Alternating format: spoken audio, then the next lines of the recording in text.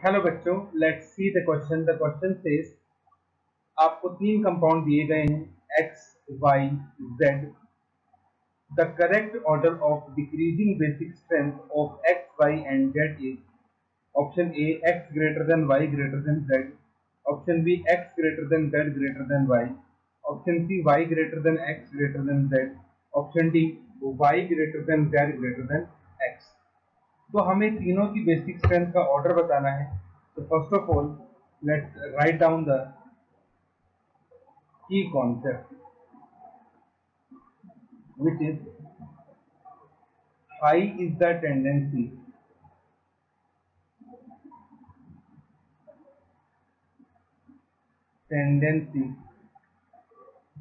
to donate electron pair.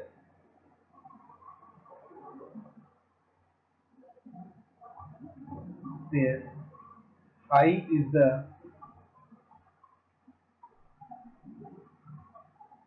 basicity.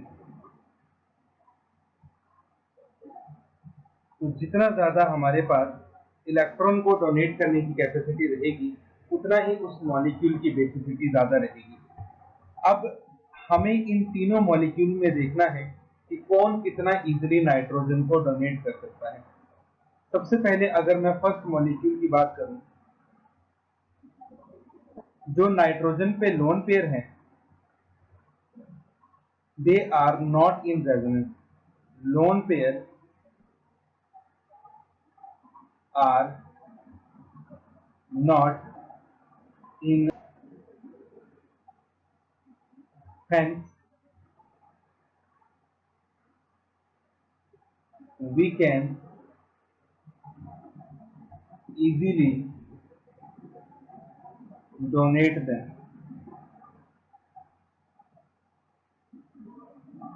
ठीक है, तो जो लोन पेयर ऑफ इलेक्ट्रॉन है वो रेजोनेंस में इन्वॉल्व नहीं है, तो हम उनको इजीली डोनेट कर सकते हैं। तो इसकी बेसिक स्ट्रेंथ जो है वो काफी ज्यादा होगी। बात अगर मैं करूं सेकंड वाले मॉलिक्यूल की, NH C double bond O, तो यहाँ पे जो नाइट्रोजन पे लोन पेयर है, you can see they are involve in resonance. Due to resonance,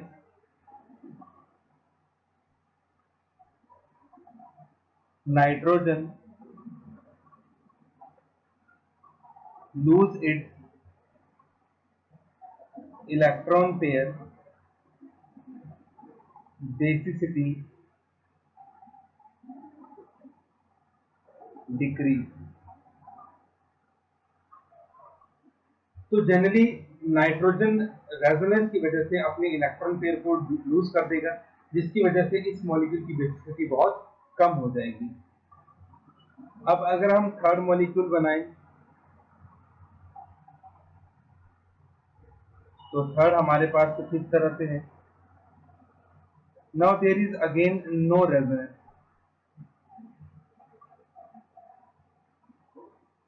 यहां भी रेजोनेंस नहीं है क्योंकि लोन पेयर और डबल बॉन्ड के बीच में कॉन्जुगेशन नहीं है। लेकिन अगर हम इसको फर्स्ट मॉलिक्यूल के साथ कंपेयर करते हैं, तो फर्स्ट मॉलिक्यूल में हमारे पास जो नाइट्रोजन है वो sp3 हाइब्रिड है, जबकि यहाँ पे जो नाइट्रोजन हमारे पास है दैट इज sp2 हाइब्रिड। और हमें ये पता है that sp2 is more electronegative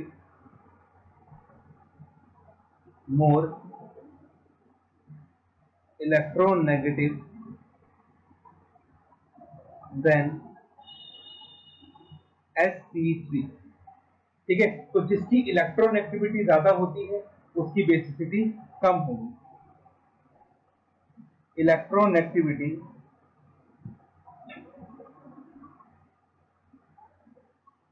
is inverse two basicity.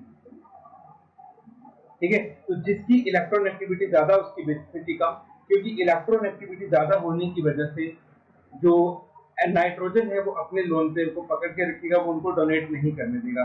तो इसका मतलब ये हुआ कि फर्स्ट की बेसिसिटी ज्यादा होगी as compare to third one. तो सबसे ज्यादा बेसिसिटी फर्स्ट की, देन थर्ड की एंड देन सेकंड की। तो इसका मतलब ये हुआ कि हमारे पास जो ऑर्डर बनेगा, सबसे ज्यादा बेसिसिटी एक्स की, देन जेड की एंड देन वाई की। तो ये जो ऑप्शन हमारे साथ सूट कर रहा है that is option number B, that is सबसे ज्यादा बेसिक हमारे पास एक्स होगा, देन जेड होगा एंड देन वाई होगा। So option B will be the correct option. Hope you understood it well. Best of luck. Thank you.